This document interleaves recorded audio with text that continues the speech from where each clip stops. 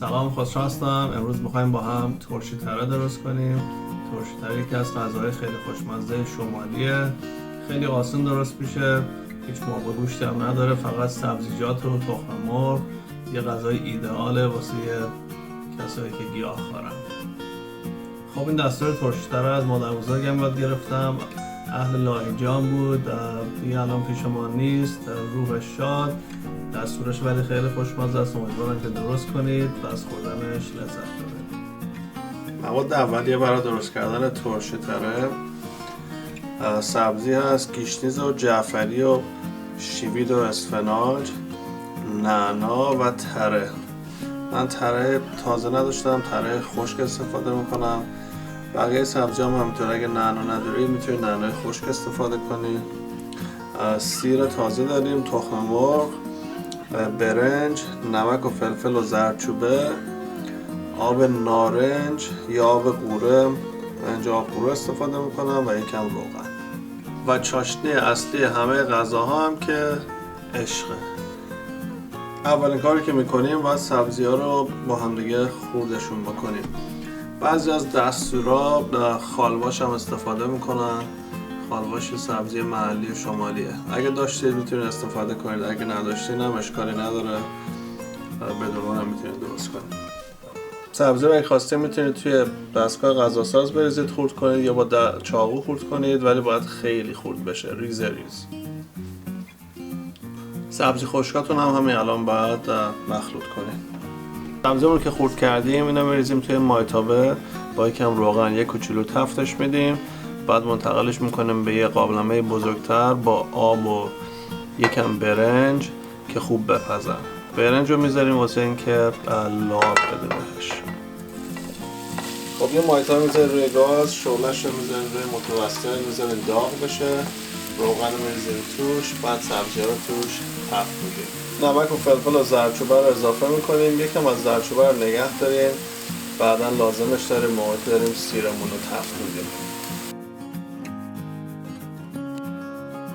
سیر رو یا باید با چاقو خیلی ریز خورد بکنید یا با این دستگاه ها ریز ریزش بکنید.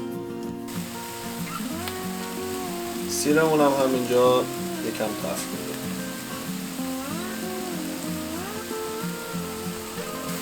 یکم زردچوبه به سیرمون اضافه میکنیم.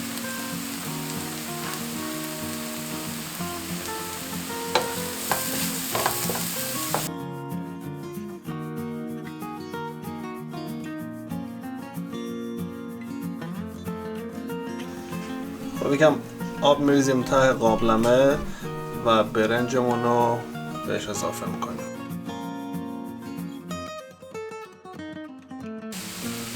خب برنجمون یه قل که خورد، درش رو بر میداریم، سبزی رو بهش اضافه میکنیم.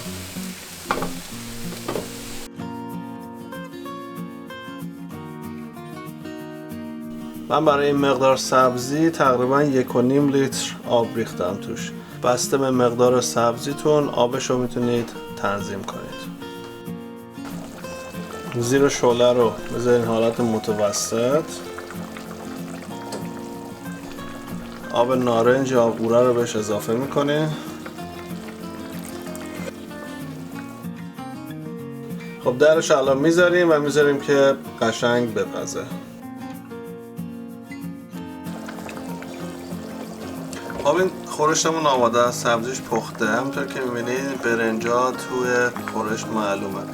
دو تا روش داره واسه اینکه اینو درستش بکنید. یا موقعی که برنج رو دارید میپزین اول بعد از اینکه برنج خیس خورد توی دستتون خورد میکنید و بعد میپزین، یا اینکه توی مرحله میتونید با گوشت‌کوب دستی یا گوشت‌کوب برقی یک کمی رو هم بزنین که این برنجا له بشن. خب خورشمون آماده است. همونطوری که می‌بینید روغن هم انداخته روش. الان باید تخم مرغش رو بهش اضافه کنیم. تخم مرغ رو هر چند تایی که دوست داشته باشید میتونید بهش اضافه کنید. 2 تا 3 تا 4 تا هر چقدر که دوست دارید. تخم مرغ رو مستقیم نباید توش بریزید. اول توی ظرفی بعد تخم مرغ رو بشکنید، هم بزنید یکم نمک و فلفل بهش بزنید، بعد میریزید توی قابلمه.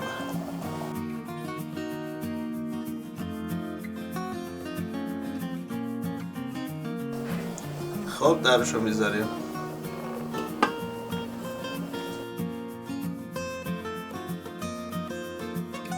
خب ترشی ترمون آماده است. روشا آمده که امتحان کنه. ترشی تره رو معمولا با برنج کته، اگه دوست داشته باشین ماهی دودی، سیر ترشی سرو میکنن.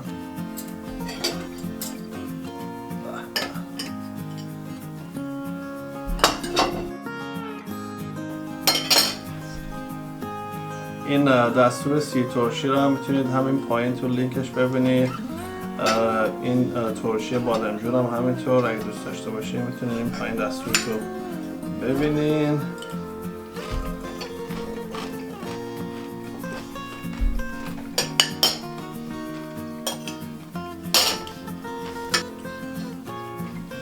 خب رشا چطور بود؟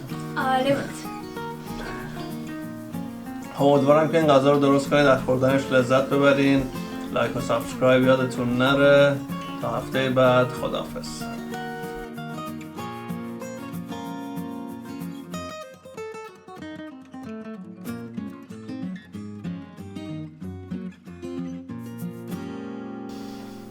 خب این دستور ترشی تره از مادر بزرگ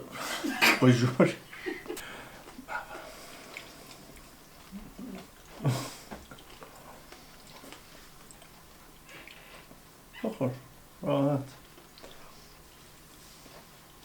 خب راشا جون چطور بود؟ خب تو قیمه رو ریختی توی ماسکه. What؟